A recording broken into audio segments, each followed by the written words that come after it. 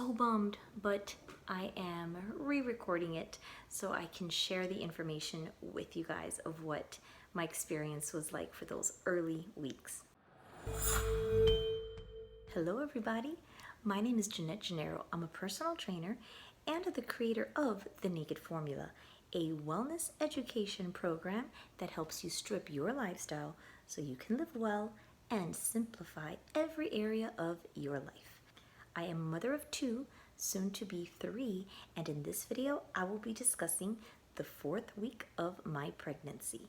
Now, for all 3 of my pregnancies, we've had a little help from science. So we've had doctors and nurses guide us through every step of the process. So as soon as that embryo implants, pretty much we know. We had a blood test as soon, on the day that I would turn 4 weeks pregnant. That's the day that they gave me the blood test, and they confirmed that the HCG levels are where they wanted them to be to confirm a pregnancy.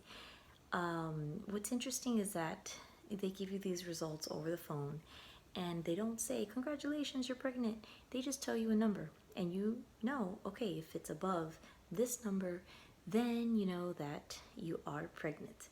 But you still have to come back a few days later to get tested again, because they want to make sure that those HCG levels are doubling every 2 to 3 days. If you're going through a treatment, the fertility clinic may tell you not to take a home pregnancy test and to wait for the blood work to see whether you're pregnant or not.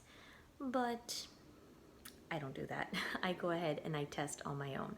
With my first pregnancy, I tested 2 days before the scheduled blood test. And for my second pregnancy, I tested 4 days before, and I got a very faint line. This time, I tested 6 days before the blood test. I know, I'm crazy. Barely anything showed up. It was a shadow. I mean, I can't even say that it was pink. It was just kind of a hint of the line. You could tell where the line was going to be, if you will. And then I kept on testing every day leading up to the test, and the line would get darker. Now, the reason why they tell you not to test is because, let's say the embryo does implant, there could be what's called a chemical pregnancy. And this is when a pregnancy test is positive, it's very faint, but then a few days later, the pregnancy test, when you retest, it's negative. And this could be because, just something just didn't follow through with the implantation process. So that's why not only do they tell you don't test until the blood work, but once you have the blood work, you need to keep going back for about 2 or 3 tests in total to make sure that those HCG levels are going up. At 4 weeks, the embryo is the size of a poppy seed. And I know that sounds small, but it's really crazy to think that about 10 days ago, at the time of the embryo implanting onto the wall of the uterus, the embryo was the size of, if you take a look at a dime, at Roosevelt's eye, that's the size that the embryo was at the time of implantation.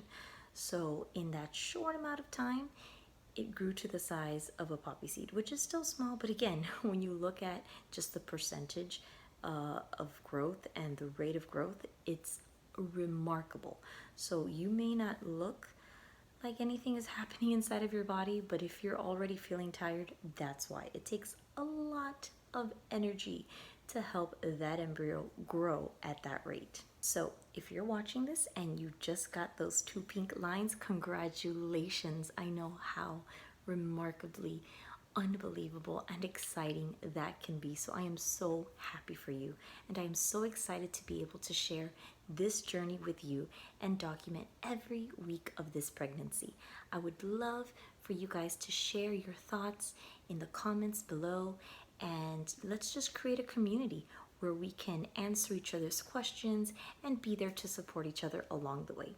If you liked this content, please consider subscribing and I will see you next week. Bye.